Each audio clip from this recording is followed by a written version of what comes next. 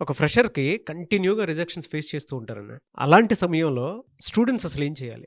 So, అట్లాంటి టైంలో చిన్న చిన్న స్టెప్స్ ఫాలో అవుతే వాటిని ఓవర్‌కమ్ అయ్యి డైరెక్ట్ జాబ్ క్రాక్ జేయొచ్చు. ఎలాగా అంటే ఒక ఇంటర్వ్యూకెళ్లారు. ఎళ్ళాక కంపల్సరీగా ఫీడ్‌బ్యాక్ తెలుసుకోవాలండి. హెచ్ఆర్ నుంచి ఫీడ్‌బ్యాక్ కనుక్కోవటంలో తప్పు లేదు. త్రూ మెయిల్ అడగాలి.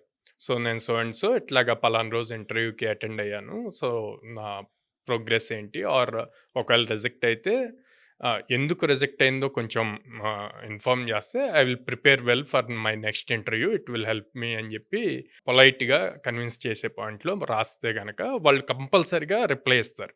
సో, ఎక్కడ ల్యాగ్ అవుతున్నారు ఏంటి అన్నది. ఎందుకు అప్పుడు అది మీకు నెక్స్ట్ ఇంటర్వ్యూకి బాగా యూజ్ అవుతది.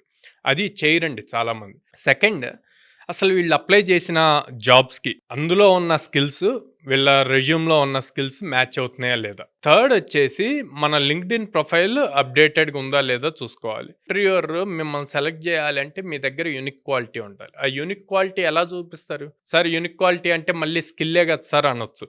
స్కిల్లే. బట్ ఆ స్కిల్‌నే మీరు ప్రెజెంట్ చేయాలి. ఎలా ప్రెజెంట్ చేయగలరు? కొన్ని మినీ ప్రాజెక్ట్స్, మేజర్ ప్రాజెక్ట్స్ చేయాలి. వాటిని డిప్లాయ్ చేయాలి.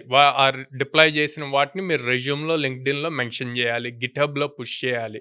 సో, ఇలాంటి థింగ్స్ చేసుకుంటే గనక రెజ్యూమ్‌కి వెయిటేజ్ పెరుగుతది. అండ్ ఇయన్నిటితో పాటు ఇంటర్న్‌షిప్స్ గాని, ఫ్రీలాన్సింగ్ వర్క్ గాని చేయాలి. ఇంటర్వ్యూయర్‌కి స్ట్రాంగ్‌గా ఉంటది. ఓకే. తిను జస్ట్ స్కిల్ గాదు. దాన్ని ప్రాక్టికల్‌గా ఇంప్లిమెంట్ చేయటానికి గూడా చూసాడు. సో, తిను వర్తీ క్యాండిడేట్ అని జెప్పి ఒక పాయింట్‌లో తనకి కన్విన్స్ అవుతాడనమాట.